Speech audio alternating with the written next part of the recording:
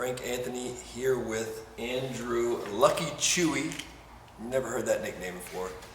And I pronounce it Lichtenberger, but your family would pronounce it Lichtenberger with the over the CH. I can't quite do that yet. Maybe in my older years I will attain that ability, but for now we'll settle for Lichtenberger or Lichtenberger. German. And for those who haven't heard of Lucky Chewy, well, Lucky Chewy is one of the decimal people on the planet Earth that have won a World Series of Poker bracelet, which may or may not be gold. Lucky owns the bracelet. He's given it to his dad as a gift, and he doesn't even know if it's gold. So, we'll figure that mystery out later. But Lucky, I think you've won in total, all total. He's 29 years old. You've won north of $8 million. So he's a pretty good poker player. He's done pretty well. But what I've always been fascinated by with you is it's not even the money or his poker prowess. It's Lucky Chewy away from the poker environment. You authored a book. What was the name of your book? The Yoga of Poker. The Yoga of Poker, which is appropriately named because Lucky is very big. I mean, he's very conscious of what he eats. He's big into meditation. He's big into yoga. Not a know-it-all by any means. Just that's been his walk. And so it's a little different of an avenue for a guy you think of as a poker pro. At least to me, it is. So, Lucky Chewy, welcome. Thank you. Pleasure to have you here. It's a pleasure to be here. I guess the power of the name Lucky Chewy. Did you just give? How did somebody fit that nickname on you? Well, when I was in about 3rd grade, my mother would always pack me Chewy granola bars to take to school for lunch, and one of my friends just started calling me Chewy. And from there, the nickname stuck with me throughout the rest of my years in school. And when I found poker online, I had to make a screen name, an alias, and I just thought, okay, I'll use Chewy, and what do I aspire to be? Well, Lucky. And so I was born. Now, self-made nickname. Now, you, the viewer, you have not been on premise here in the studio, but we can't resist. We just have puns rolling. We can't resist. With Lucky Chewy on the premise, we've probably had 17, 18 and counting puns with Lucky Chewy.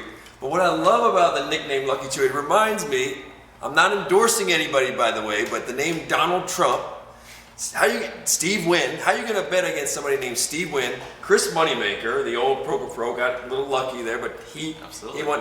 How you get Austin Powers? How do you bet against somebody nicknamed Lucky Chewy? Unfortunately, I don't have to. Other people have to. Exactly. I get to bet on myself. So tell me about, I guess, how does your Zen path, your yoga, you eat a lot of, you're very conscious of what you drink. I think you're vegetarian. Vegan, yes. Vegan. How does that factor in to your poker prowess?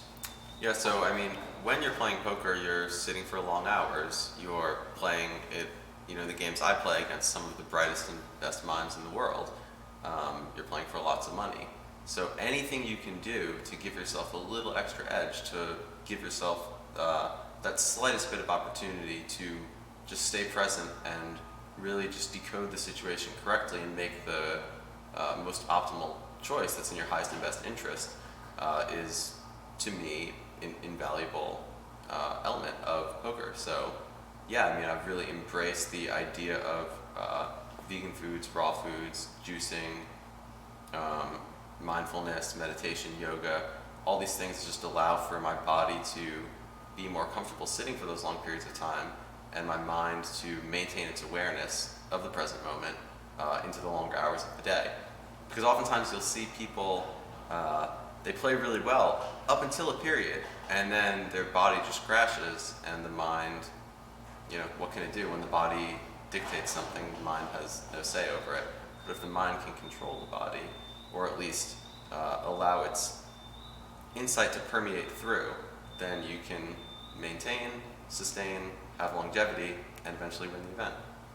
Now, we've had lunch together on several occasions. Yes. And I am inclined to get a few fruit and veggie juices in the day, but when I go and hang out with you in your little circle, I mean, I'm not kidding here, literally. We did some, was it like a Qigong or a Qigong the other day? Qigong. We yeah. did some Qigong, which was my first time doing that. And Lucky Chewy came there with literally the greenest drink I've ever seen. There's shades of green. I'm not kidding you. This was like some seriously dark green stuff. So to you though, food, you talk about that relationship between all these things you do that help you at the poker table. Food is what to you? Food is vibration, food is clarity, food and drink are what to you? In a word, what comes to mind is nourishment. If you can nourish the body to allow it to just carry out the task at hand, then I feel like you're in a good space. So yes, food is vibration. All things are vibration. And the higher vibration foods that you put into your body, the more clarity you allow your mind to have. Do you think that in terms of, we talk about poker face, and it's like, oh, he or she has a poker face. But in poker sometimes, if you're sitting there for hours, you may not actually want to be stoical the whole time, because the more you can change what you show, maybe you have more advantage. If I'm just always there stoical, sometimes maybe I want to like throw them a look of, they think that I'm actually something I'm not. I mean, tell us about that. Is it a good idea for me to just be, I'm stoical, I'm too zen, and I show no emotion, or can that be a big mistake at the poker table, in fact? Yeah, I think that has some value, some validity based on individual styles. Some people use that approach.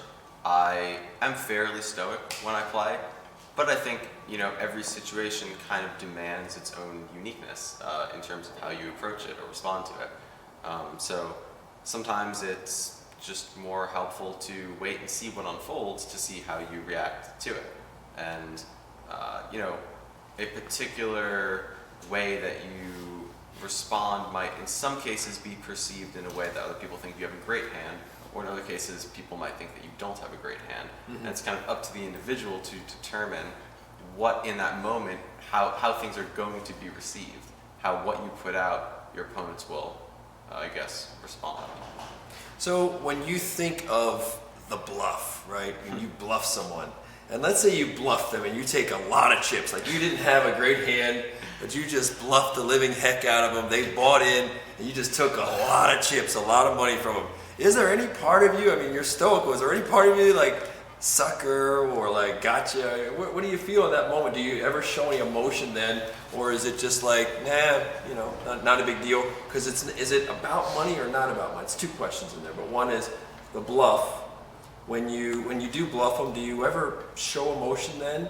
And then let's talk about the relationship with money, because you're not really a money material kind of guy, so you might not get as excited as I do if I just like suckered a guy and I just bluffed him and I won a $75,000 pot or something. So bluffing to me really is an art form. It's an absolute beauty of the game of poker. What I like to say to people that, if any viewers don't really understand poker that well, if you take just a long sample of poker where we all play together, we're all going to get dealt roughly the same distribution of hands, save for a few, unique occurrences. So whoever is able to extract more chips with their good hands and extract more chips with their bad hands, and also lose less chips with their bad hands when it's not time to bluff, that's really the skill. So when you get a bluff through, it feels great. It's, to me, just an indicator that I'm in alignment with my higher mind. I'm making good choices. I'm present and I'm focused. But I don't like to allow it to overtake my emotions and let my ego show through, because by maintaining that humility and just moving on to the next hand, sometimes you get a big bluff through, you might have to get a big bluff through the very next hand, or you might have to fold for the next hour. You really don't know what's coming. So if you let your emotions take over too much, then it can actually distract you, even though it's very exciting what just happened. And there's a balance there. You have to let your emotions show through a little bit. If you suppress them or repress them too much, then they might, eventually just come to the surface when you don't really want them to. And the second question was about money, right? Yeah, the relationship with money, because you strike me as the total opposite. You're not a materialistic person. and yet you're in the irony is you're in a profession where the objective is to take as much money from the table as you can. Yeah. So to be quite honest, one of the main reasons I got into poker initially was my love of the game, primarily that. But yeah, I also saw that it was a way that I could create financial freedom and abundance for myself. And having had a background in gaming throughout the majority of my youth, it was kind of just a smooth transition for me. It was like, okay, I've been playing video games, I can play this video game, online poker, for money. And it was definitely a catalyst for me to begin that whole experience of playing professionally. There was a phase where I went through in my late teens, early 20s, where I was a little bit materialistic. But I quickly came to find that it was sort of fruitless. I wasn't really getting the joy out of these extravagant purchases that I thought that I maybe would have. So now it actually does work to my benefit in many ways that, one, when I'm sitting at the table, I'm not thinking about the money because I'm just thinking about, being present. Well, I guess you're not really thinking about that. You're just being present and just waiting for things to come to you. And yeah, it's helpful in that regard. I'm not overly concerned with the monetary component of the game. To me, the real fascination is just the unfolding of the individual poker hands and seeing the personalities involved and just seeing how the game evolves over time. People change their strategies. Different strategies trend throughout the community. People come up with new ideas. It's kind of funny how everything's a bit circular, like things that maybe were very popular 5 or 10 years ago resurface over time, but throughout the transitory period, people end up thinking that those strategies have no validity or value. Mm-hmm. So that to me is very interesting. I very much enjoy, definitely the poker community, but also the strategic components of the game and just seeing how they change over time. Are you seeing, you're of course engrossed in the Zen and the meditation and those sorts of things, your Granic lifestyle. Are you seeing is there a growing trend in poker where guys doing that, or is it just pretty much eat whatever you want, you got a good mathematical brain, you're a pro, you've been playing a long time? What are you seeing? Are you an anomaly, or are there more people looking for every little edge, like going the path you're going? At the higher levels, there are a lot of people that do take a somewhat similar approach, maybe not to the same extent. I know that me personally, I have a very extreme personality. I'm able to kind of just, in a moment's time, just really shift my entire life focus and just go full on at something. So in that respect, I don't think anyone's probably taken things as far as I have, and I don't know necessarily that even everything I've done in that regard has been completely healthy. It's been a learning experience for me. But yeah, there are a lot of guys at the higher levels that are very into meditation, yoga, clean eating, and you see it reflects in their results. Naturally, they really put the time and effort in to be the best version of themselves that they can. That focus carries over into their poker playing, and one guy in particular, his name's Jason Kuhn. He's been doing extremely well lately. He also lives in Vegas. Maybe we can get an interview with him one day. Are you guys friends? We are. And he's into meditation, organic, etc. Yep. Vegan? No, he's not vegan. Okay. But he's very, very focused on healthy living. He has a lot of his own ideas and his own approaches. And yeah, he's doing extremely well lately, and it's awesome. He's a great kid, and I'm happy to see him do really well. The book, The Yoga of Poker. Mm-hmm. So, if poker is a metaphor for life, what could, these different techniques we talk about, there's a time to bluff, even though like in normal life we're like, this is good, this is bad, and we limit, this is good, this is bad, and then, but you realize like you have a different mindset, which is like, no, I'm a good guy, but there's a time to bluff. There's a time, like we were saying earlier, there's a time where getting crappy hands can be good for you. That's how you become a more experienced player, right? You become a better player because of the experience of having crappy hands and having to play them to your best. Talk about, I guess, yoga, poker as a metaphor for life and the kind of lessons where the poker gives for life and ascribing this is good, this is bad. Maybe we're too quick to do that to some things. Yeah, the thing that comes to mind straight away is that in a sense, yoga allows for you to remove certain labels on life. And in poker, that can also be helpful, is to not see things so definitively as good or bad. but it's just see them as what they are. Like sometimes a hand that might ordinarily be perceived as very good might just be very bad in that particular circumstance. So by removing those labels, you allow yourself to just make the most appropriate choice based on whatever situation is unfolding. Does that answer the question? Yes. Okay. So this is interesting though, because you said you were a video gamer. Mm-hmm. So you would play how many hours of video games a day? More than my mother was pleased with. And I think Ernest might know a thing or two about this. What were your games of preference? Played a lot of Warcraft 3, played World of Warcraft, StarCraft, Diablo, played various PlayStation, Xbox games. It was just kind of a typical teenage kid, I guess. My friends were into games, I got into games, stopped seeing as much sunlight. There was a definite balance that had to work itself out over time. I don't think I made the best decisions for my health regarding my gaming. And even still, So you play how many hours? Upward of how many hours a day? 6 to 8, just a guess. Yep. But And you were quite good. You were quite good even as a video gamer, same as you are with poker. I wasn't world class, but I was decent enough. Yeah. But you made a conscious decision to transition to poker partly because, hey, I can make money at it. So you wanted to use that. I'll use my power. I'll use all that time I'm putting there, which I might not get a dividend or a return on it, and I'll shift my focus to somewhere which is similar enough, gives me a lot of the same thrill, but I can actually make a living and have the freedoms, etc. with that. That was a conscious decision as a teenager. Absolutely. Yeah, it just seemed kind of like a natural progression to me. I really did enjoy the game of poker, and because I wasn't very good when I first started playing, it kind of inspired me. I was like, okay, there's a strategy here that I'm not understanding, and it was very interesting and intriguing to me to see what it was that I was missing. So yeah, those two elements really were a catalyst for my growth in poker.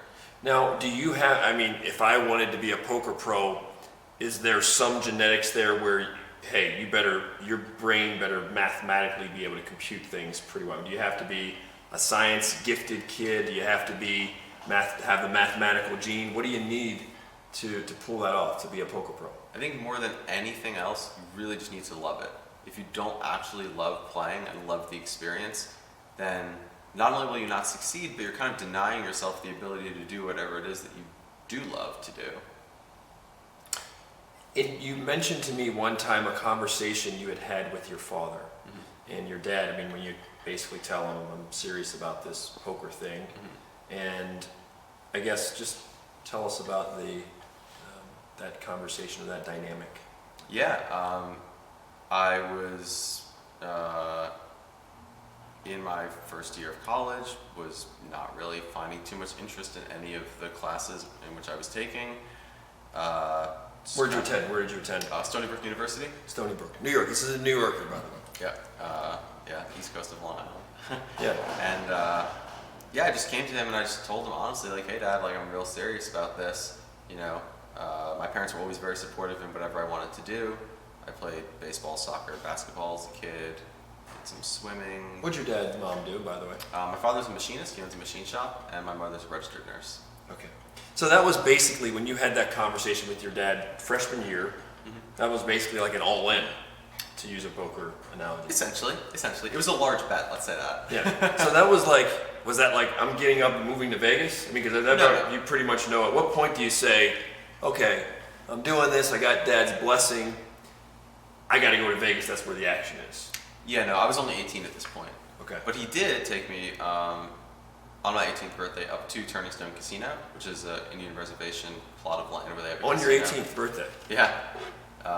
And I still remember I had Antonio Esfandiari's autobiography, and it really inspired me, and I bought a shirt just like he wore, and I went into the casino and had like a great poker session, and even to this day I can really remember it. It's very vivid in my mind, because it was just kind of a breakthrough moment for me, where it was like, yeah, I really want to do this, and I kind of took the necessary action to create that reality, and then I did create it, and then over time it continued to unfold, and it was kind of profound. Now, you have an interesting experience, because for a lot of college kids, if they were to go to their parents at the end of freshman year, I'm struggling, my heart's not really in this. A lot of parents, or it's like an intervention, they're going to try to talk the kid out of it. You happen to have a dad that was very understanding, and so you consider that factor.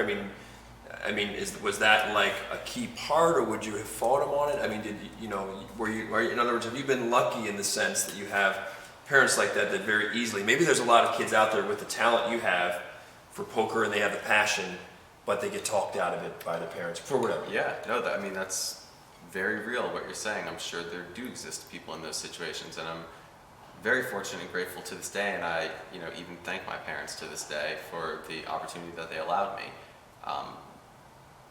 My dad, I guess, having his own business, he was more accepting of creating your own wealth and just kind of taking a more creative path.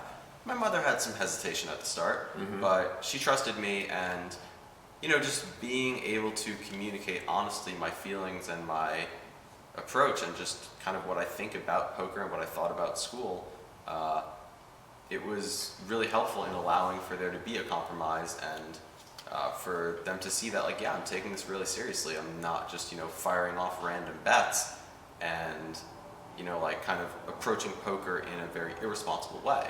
Like, no, like I'm treating this like a career because that's now what it is for me. Now, the relationship with uncertainty, which is very unsettling for a lot of people in all walks of life. Most people don't like uncertainty. You're in an environment, especially when those cards are flowing, there's a lot of uncertainty. You don't know what's coming next. Absolutely. So you have to learn to thrive in uncertainty. Talk about your relationship with uncertainty and why you're able, a lot of times, to thrive in that uncertainty. Something that really allows for one to reconcile the uncertainty is that there is, from my perspective, in my empirical experiences, just a natural progression of yin yang where energy contracts and then it expands, and it contracts and it expands. So you kind of are able to see, I guess in a more esoteric sense, over time throughout a poker match where, sometimes it's time to really put yourself out there and be really aggressive. And then you have to draw it back in and wait a little while. And it's not always the same. It's not always just a very basic sinusoidal wave. Sometimes it's more like this, and you don't really know how exactly it's going to happen. But you do know, or at least I feel I know, that unfolding, that energy behind the unfolding is always there. So that kind of helps in that regard. Now, one thing that I saw, so you and I were both at a festival in Austin in 2016, and you had a charity poker event there, and there were some non-poker players. They got to play with Lucky, so a number of people came out to play, and I really learned a lot about your ego, because poker is, in the end, there is chance involved. I mean, Absolutely. The way that poker goes sometimes is, even me as a novice, I could get lucky, pun intended, and I might beat you once or twice, but consistently I would probably, if I played for hours, I'm going to get crushed by this guy. I mean, there's no doubt about that. But someone can get lucky, and we saw that, at least in my interpretation, I saw that, where there was someone who wasn't a poker, and you got knocked out of your own tournament. And initially I thought, oh, he just did that. He just didn't want to win his own tournament. But you were very graceful about it, and you were very non-detached. It didn't seem to affect your ego whatsoever. You are very confident in your abilities. Talk about that, though, the fact that, about managing your ego and being able to do that. I mean, if Tom Brady was to lose a football throwing competition with a regular person, I assume it wouldn't go that way, but you managed it very well. Why? Yeah, I mean, it's probably because, Tom Brady probably wouldn't lose a football throwing competition to an average person, but having had the experiences I've had in poker to lead me to the point where I am, you really do get humbled quite often if you underestimate your opposition, because there's always a lesson to learn from everyone you play against, and sometimes the lesson is simply just don't underestimate your opposition. On this particular occasion in Austin, there were actually quite a few players. The gentleman who runs the charity events runs quite a few of them, and a lot of them do actually play somewhat consistently. So there is some talent and skill there, and it's interesting because as I was saying earlier, with some of the trends that come and go in poker, game theory is a whole nother idea, but these trends exist sort of in the niche communities. So some of the trends that existed in this particular community, I don't really experience except for that one event. So I was facing off against some unusual styles. And I guess to liken it in a very layman's terms sort of way, imagine you're playing rock, paper, scissors, and you're just used to throwing rock and paper, and then someone throws scissors. You're kind of not really sure what's going on at first. So there was a bit of an adjustment period, but ultimately I just kind of got unlucky. Is really what happened. But so it goes. So you wind up in Las Vegas, which is the place to be if you're a poker pro. And it's interesting because in a lot of ways, I mean, culturally, this is a city that advertises indulgence, overindulgence, and decadence and hedonism. And you seem to be this really disciplined guy and this earthy guy. And so your relationship with Las Vegas, I mean, you've obviously found a niche. You're obviously happy. You're doing very well professionally here. How have you adapted? What has helped you adapt so well to a city that maybe on the surface, you'd seem like a more outdoorsy kind of earthy guy, but nevertheless you've adapted well. How? I think it's really just friendships. When I first was successful, when I traveled here in 2009 for the World Series of Poker and did well in a few events, I bought a home and had a lot of friends to live with me. And I had that home for about 5 years and then sold it and moved in with some new friends. And really without the friendships that I've had and just the family community that I've had to support me, I wouldn't be probably doing that well because, as you said, Vegas does have a lot of elements that aren't so conducive to success if you indulge in them. But I guess it just really goes to show you that if you do have a good support system team around you, you can really succeed in almost any environment. What is a typical day for a poker pro like yourself? I mean, how many hours a day are devoted to this? So typically what I do is I'll play very consistently for a month or two, and then I'll take a month or two off. So I'm currently... Why is that important? Because in, what year was it? 2013, I think. I traveled around Europe for like 3 or 4 months, and towards the end I was really burnt out, really not playing well, and I just kind of lost interest in poker for another 4 or 5 months after that. And it really showed me that I would be very wise to never do this again. So it's necessary for me to find that balance outside of poker in my life. And I tell people this to this day that to me it's more difficult to have a balanced lifestyle with poker than it is to actually play good poker. Because you can play good poker, and then once you've played enough good poker and your body and mind want to experience something else, trying to continue to force it is just fruitless.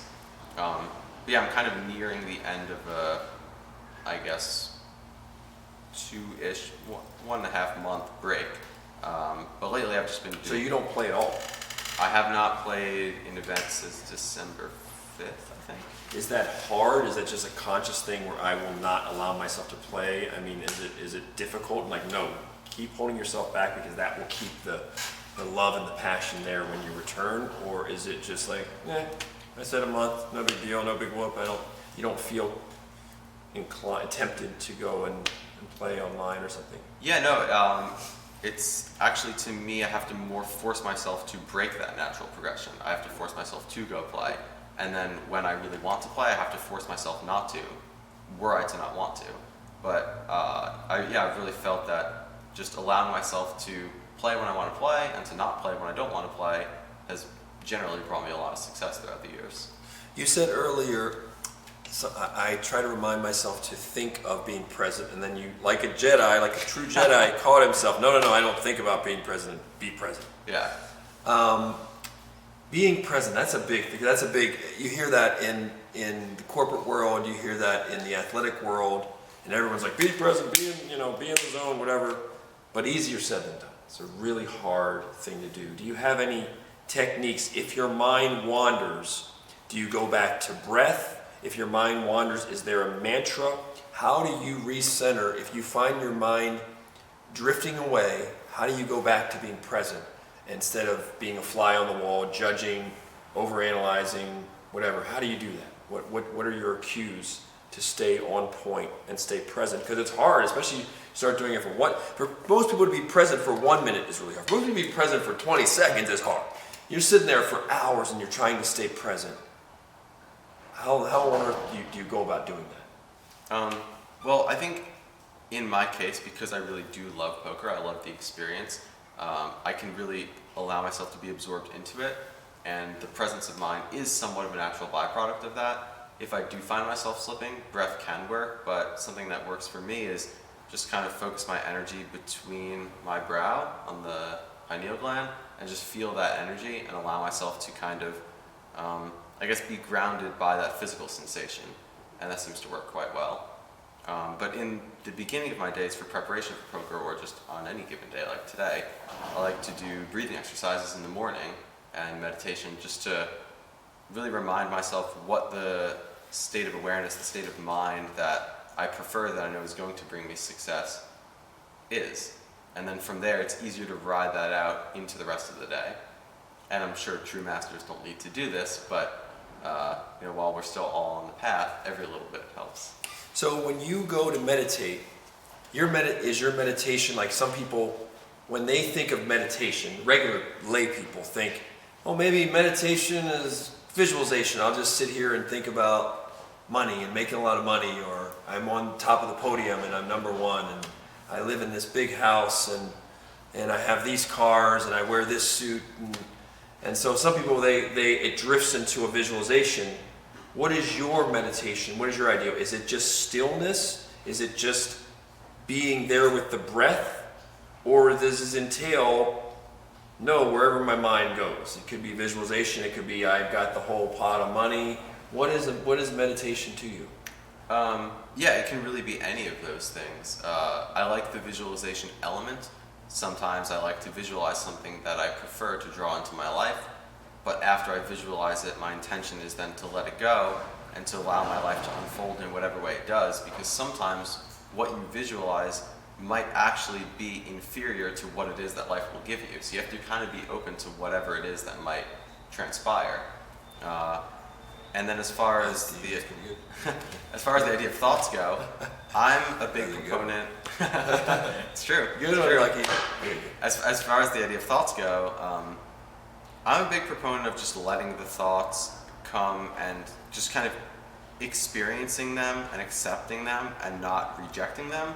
And by accepting them and embracing them, oftentimes there'll be some kind of lesson in them where it's representing some aspect of your personality that might need some self-correction, or it's telling you something.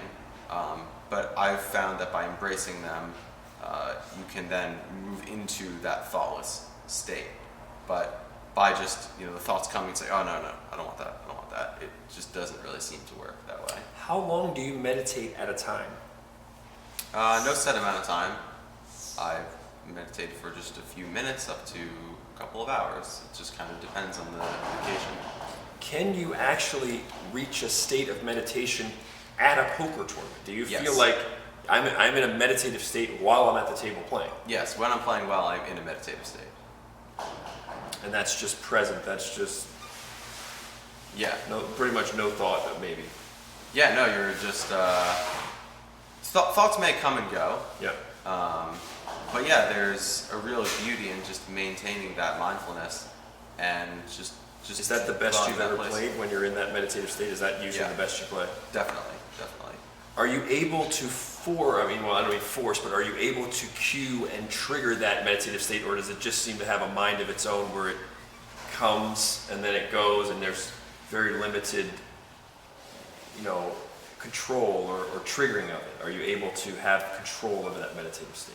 In a sense, yes. Again, to me, it's like, the diet, the lifestyle, the breathing exercises, all that stuff that I do throughout my year or month or week leading up to a poker event, everything I do that morning, it's all kind of lending help to be able to allow it to just unfold naturally once I do sit down to play.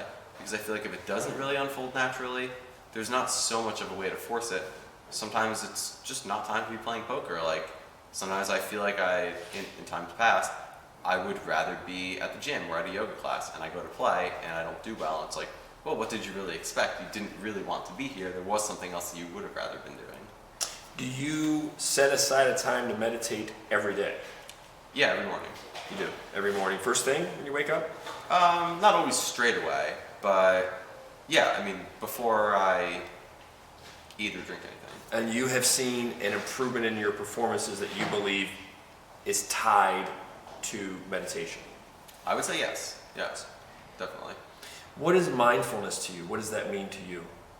I guess it's just another way to describe it, in my opinion, the awareness of the present moment state of awareness. Yoga.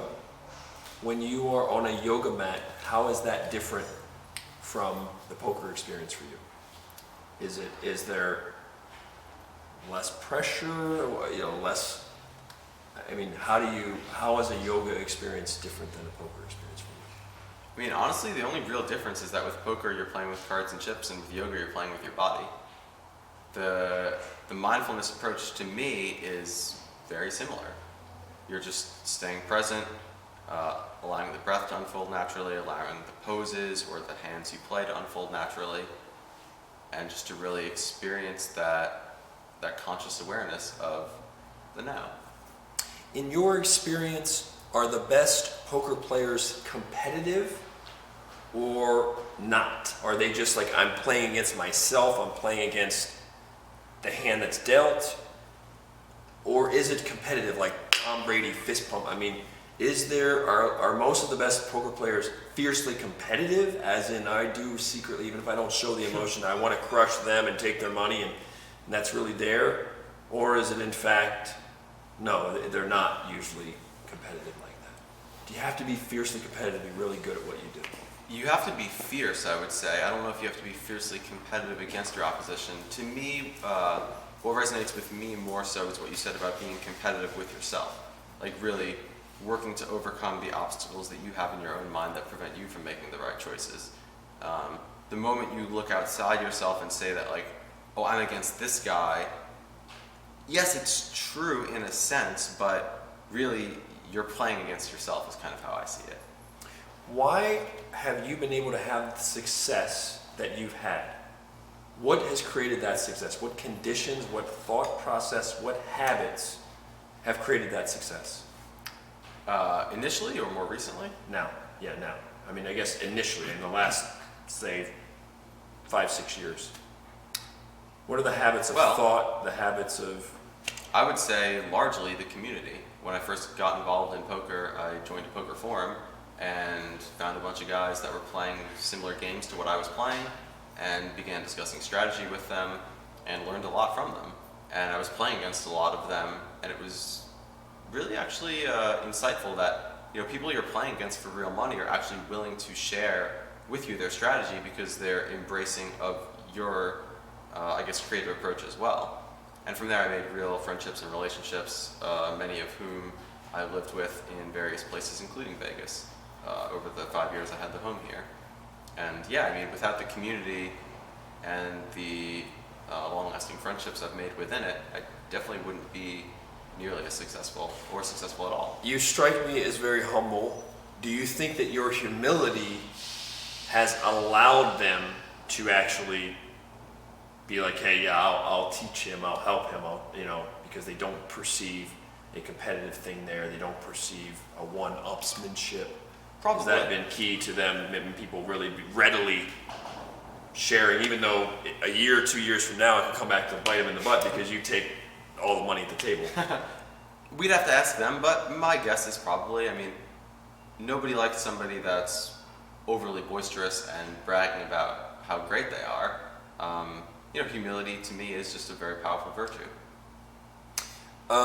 In terms of the next 5 to... First of all, how long do you want to do this? How long do you want to be a poker player? I would like to play poker for the rest of my life. Because I truly love it, I don't know why I'd ever really want to stop playing. Do you have long-term goals? What do you want to accomplish here in the next 5 to 10 years in the poker space? With my own personal poker results? Yes. I would just like to maintain a consistency. If I can continue to have fairly positive results and do well in large events and take down big events with a reasonable consistency, I would very much enjoy that. Lucky Chewy, thank you so much, man. It's Absolutely. a pleasure. It is a pleasure. Wait. Let's do one more. Hold on. Okay. Wait. If Wait, Somebody. I want to ask you one other. Okay. And I can keep it going because I got to edit it anyway. But I want to ask you about your green juices. Yes. What is in? Because you drink a lot of those, so I want to see. So you drink a lot of green juices. The greenest green I've ever seen. I like that rap. It's the greenest green I've ever seen. The greenest green my eyes have ever seen. What? First of all, they're big. They're like 32 ounces. How many ounces are those things? A mason jar. I'm not sure how many ounces. Okay, a mason jar. It's big. It's like 24, 26 ounces. What's in those things? I mean, for the faint of heart out there, what is in? And you drink multiple of those a day. I usually just have a really big one in the morning. Okay. I'll have some more throughout the day at times, but... Tell us what's in it. So the real green, what you're seeing is spirulina. It's a blue-green algae, and yeah, it's extremely green. Chlorella is also one. It's a little bit of a darker green, but the spirulina really has that earthy green look to it. And what else is in there? Protein powder, lohan as a sweetener, maybe some cinnamon. Lohan, Chinese, right? Yeah, Chinese monk fruit. fruit. Not a very well-known monk fruit. Yeah. Not very well-known Doesn't one. raise But blood sugar the levels. advantage of Lohan is No sugars. okay. Yeah. So it's sweetener, but it doesn't actually metabolize like glucose or fructose Correct. or anything. So it's similar to stevia in that sense, but it doesn't have really, in my opinion, as much of an aftertaste. So I really prefer that. Wow. Yeah, it's nice. So what else is in there? Sometimes I put some cacao in. I kind of like the mix of the chocolate and the real green. So not for everybody, Yeah. but when you drink that, hey, do you make yourself drink or do you actually enjoy it? No, I actually enjoy it. With You the actually Lohan, enjoy it's actually sweet and just extremely pleasurable. Wow. Yeah. And you feel what when you drink that thing? Vibrant. Yeah. Alive. And at a poker, your pre-poker food meal is what? What are you gonna eat before that? What do you feel like this is the fuel of champions? So yeah, often a beverage like that. You got green shakes you got green juices there at the tournament. Sometimes I'll bring one with me, but usually it's good to get out of the way in the morning. Yeah, I don't know. I've toyed a lot with different foods for poker. Something that tends to happen to me is because I'm exerting so much energy, I'll sometimes find that... Oh, that's interesting. You consider it exerting a lot of energy at a poker table. Yeah, because the focus that you are So maintaining... that's interesting. That is a very interesting point. And the posture that you're maintaining, yeah, it takes a lot of energy. It does. Yeah. That intense amount of focus requires a lot of energy. Very much so. Rest is very important too, diet. Yeah, absolutely. Okay. Lucky Chewy, thank you so much. It's been a pleasure, my friend. I look Absolutely. forward Thank you for to having me. to many more interviews with you. Yes, Thank you, my friend. by all means. Thank you.